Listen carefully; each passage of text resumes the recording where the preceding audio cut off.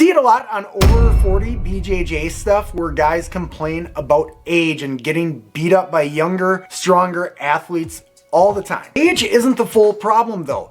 Oftentimes, it's the extras. Hey, I get it. You're running late, you show up, you're just happy to be there, or maybe you're the guy that gets there early and you're sitting there jaw-jacking with the other guys, just trying to be friendly because it's a social time as well. So what happens is you get your little warm-up that you half-ass, you roll cold, you get crushed, and you rinse and you repeat. Guys, that cycle is gonna make you feel a lot older than you actually are.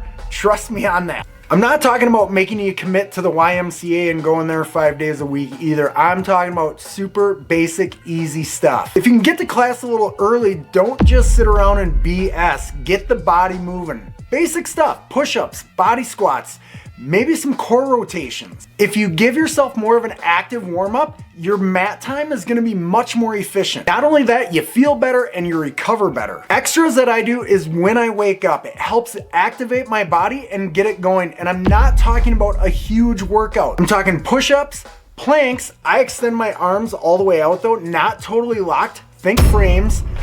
You know, the body squats, some light yoga stuff, some active mobility mornings is kind of how I think about it. Something easy that Joe Rogan talks about all the time with him and his buddies. They do that push-up challenge. I think they start with 10 and they add a push-up every single day.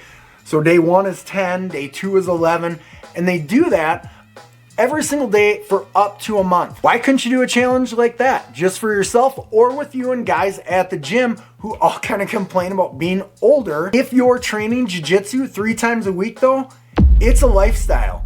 You need to look at improving your diet and at least moving your body around more than at jiu-jitsu and half-assing them warm-ups. By the way, I'm John Hudson, a 49-year-old purple belt, competing, teaching, and training about 7 sessions a week. So when I talk about this stuff, I feel it and I live it. I've been trying to tell these guys, you need to be looking more at functional movements rather than just always the big heavy things. Not saying there's anything wrong with it, but as far as recovery goes, with combining jiu-jitsu with heavy weightlifting, it makes it really difficult on an older body. But we also have guys who aren't in the gym that much, and they're just trying to compete, survive, and not get crushed by everyone. So what does it really come down to? For me, it's consistency. I'm talking about consistency both in my training and the extras. My extras include some strength and conditioning and my diet. You gotta clean up your diet. I'm not gonna tell you how to do it, but for me, I got rid of bread and I got rid of pasta and life got way better, way quicker. My conditioning. I'm not in the weight room. I just can't do it. I'll have a bad elbow, a bad shoulder, both knees, all at one time. Functional training is what I aspire to do.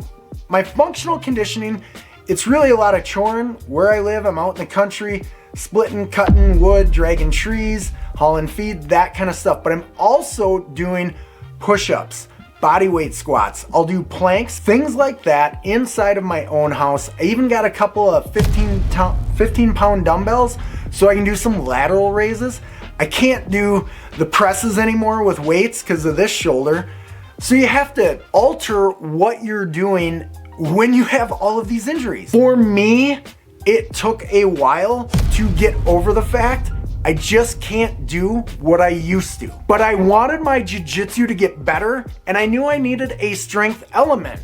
That's when I really focused on functional training and body weight stuff. Cleaning up my diet and working functional and body weight exercises, I kept my strength, I lost a ton of weight, I got quicker, faster.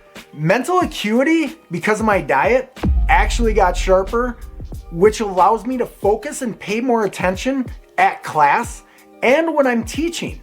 So for me, that combination of diet and keeping my body strong and not being like a little bitch because I can't lift the heavy weights like I used to.